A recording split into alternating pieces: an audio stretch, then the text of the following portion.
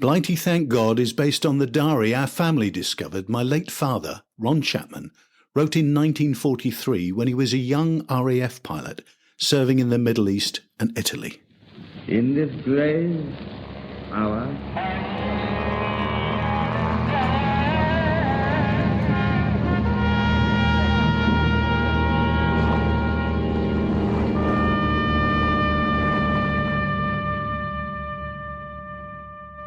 I'm Neil Chapman and a former journalist. The podcast highlights the stories I uncovered when I researched his diary along with other historical sources.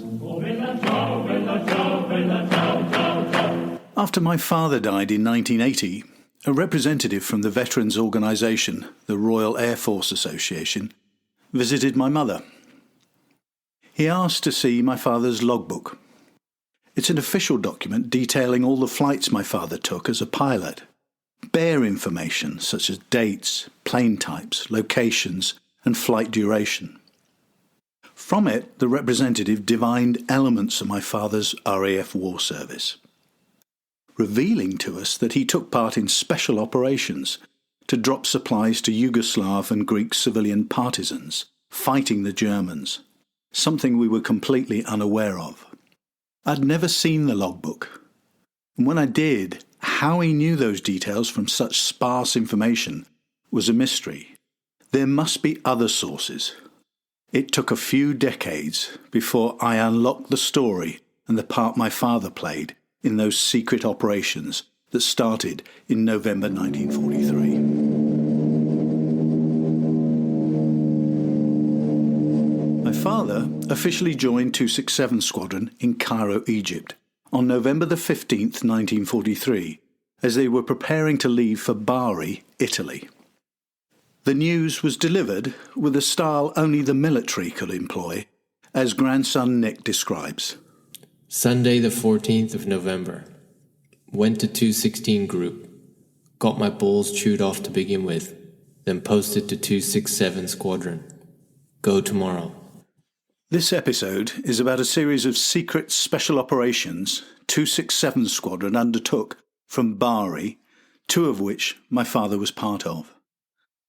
They involved supply drops to resistance fighters, spiriting away spies, prisoners and special forces, as well as smuggling parts of the deadly V-2 rocket back to Britain, all from deep behind enemy lines.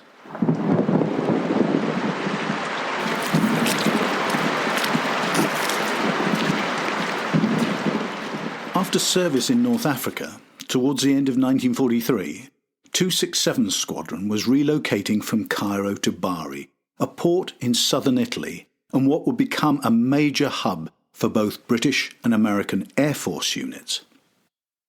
Only recently the squadron converted to flying C-47 Dakotas. The extra range of these twin-engined aircraft, their rugged ability to land and take off quickly on very poor ground, allowed the squadron to operate widely around the Mediterranean. At the same time as providing general transport services, 267 Squadron was tasked with supporting resistance fighters in Italy, Greece and the former Yugoslavia. But first my father had to join his new squadron. Not an easy task. It took a 4,000-kilometre journey, crossing desert by bus, by train through mountains and valleys, and lastly arriving in Italy by plane. When he finally got to the squadron's base, the weather was awful, accommodation chaotic, and conditions unsanitary. Sunday the 21st of November. It is raining. It is damn cold here now. Rain, thunder, and lightning. 4 balloons on fire by lightning. The rain started coming in under the tent walls, a young river. 2 of us shifted kit and bedding onto camp beds, then went for picks and shovel. Dug up floor of building where tent is to make a channel round the tent. Went to dinner soaking wet. This is one hell of a wet country. I'd like to find the guy who puts up those "Come to sunny Italy" posters. Shortly after my father joined 267 Squadron, the first of a series of special operations took place. In early December 1943, a Dakota plane flew to a torchlit site in enemy-occupied territory near Glamoche, that's in Bosnia-Herzegovina, to spirit away staff of Russian-backed Yugoslav resistance leader Marshal Tito, 3 British officers and a German prisoner. To protect the operation, 12 American P-38 fighters provided air cover and a diversionary attack was organised near the island of Split. The Dakota pilot's orders were to be on the ground no longer than 15 minutes and to keep the engines running. The people swap only took 8.5 minutes before the plane was taking off again. On the back of the successful mission, another one was planned, codenamed Operation Manhole. Again, it involved a 267 Squadron Dakota carrying supplies for Tito's fighters, this time flying in a Russian military mission and to evacuate casualties from occupied Yugoslavia. But in the run-up, the British were taken aback when 2 Russian aircraft arrived at Bari, unannounced, and outstepped a 24-strong delegation, including 2 very senior Red Army officers. They wanted to discuss planning details of Operation Manhole. As the RAF operations record reported it, rather diplomatically. Air Commodore Foster led the discussion with the Russian Lieutenant General, and all points of the plan were to the entire satisfaction of everyone. But the Russians were not quite pleased about 2 points. A, they did not consider that 12 fighters were sufficient escort, and B, the time allowed on the ground was insufficient for their needs. While the British agreed with the changes, weather prevented the mission going ahead. But given the first operation's success, going forward 267 Squadron was ordered to make at least 2 Dakotas available for special operations as needed, mainly dropping supplies behind enemy lines within a 550-mile radius of Bari. Thus, in March 1944, the squadron launched a number of nighttime missions.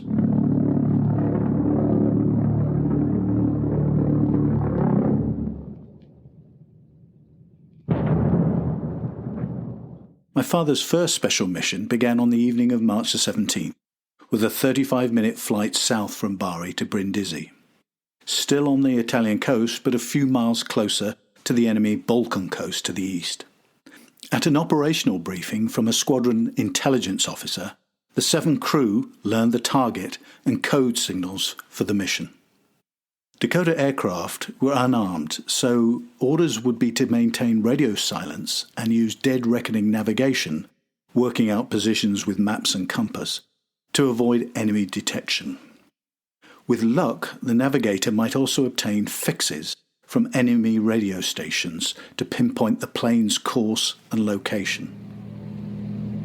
First, 2 Dakotas, FD-965G and FD-926B, took off from Brindisi. Both planes quickly disappeared into the cold mist, heading northeast towards Albania.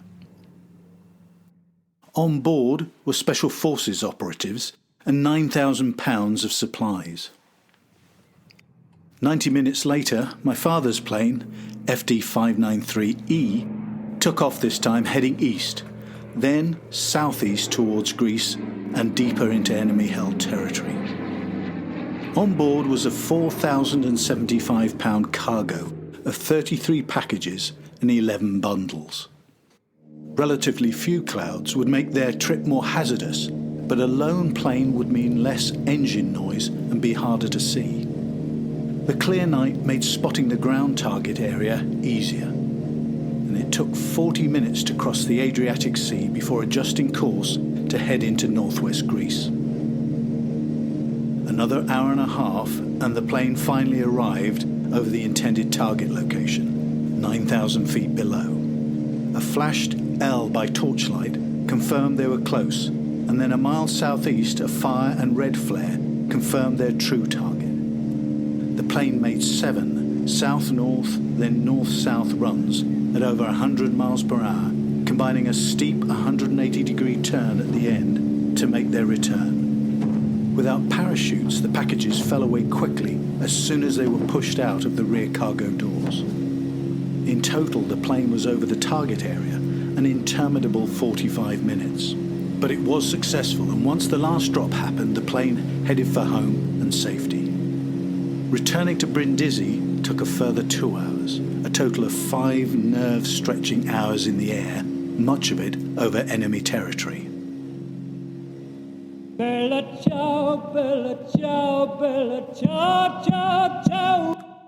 After the successful mission, my father was assigned to 2 others, with very different results. One was likely called off because of bad weather, but it was only a wasted trip between Bari and Brindisi. The next mission was very different. My father's plane and crew flew deep into enemy-controlled northern Yugoslavia before the mission had to be aborted. After reaching the target area, codenamed Cyanide, they were unable to spot any ground signals, the go-ahead for releasing the cargo. They returned, still with it on board. Once again, they ran the gauntlet of enemy coastal radar stations there and back that could have brought fighters down on them or directed flak attacks. 6 hours and 20 minutes flying had amounted to very little.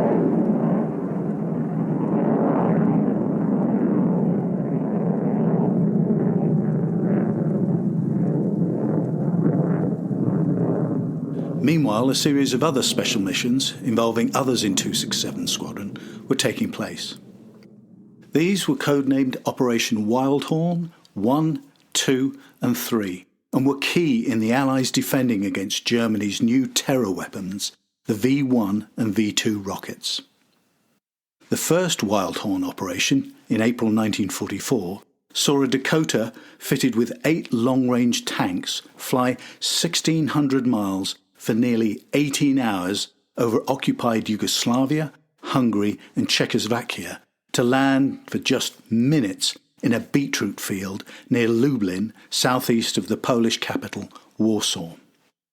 2 Polish special agents were dropped off and 5 resistance leaders picked up. According to the operational report, the 5 Polish resistance leaders briefed British officials on events that could, in quotes, affect the final conclusion of this war. When the Germans discovered what had happened, 75 Polish partisans were killed in reprisal. After the mission, the first V-1 flying bombs, Hitler's vengeance weapon, began raining down on London in June 1944. Wildhorn 2 saw another mission deep into Poland, spiriting away Polish resistance fighters. But the third mission, in July 1944, was the most daring and critical. Polish resistance fighters recovered parts from the Germans' next deadly weapon, the V-2, after it crashed on a test flight. It revealed to the Allies the new guidance system and special fuel propellant that powered and directed what was the world's first intercontinental ballistic missile. As a result, the British could jam or redirect the radio-controlled V-2s, preventing some hitting London.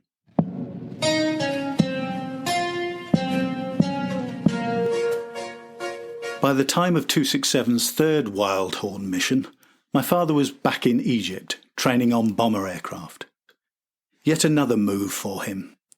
His stint with 267 Squadron was one of the longest he had with any unit, and probably put him at greater risk of being killed by the enemy than was the case up to that point in the war.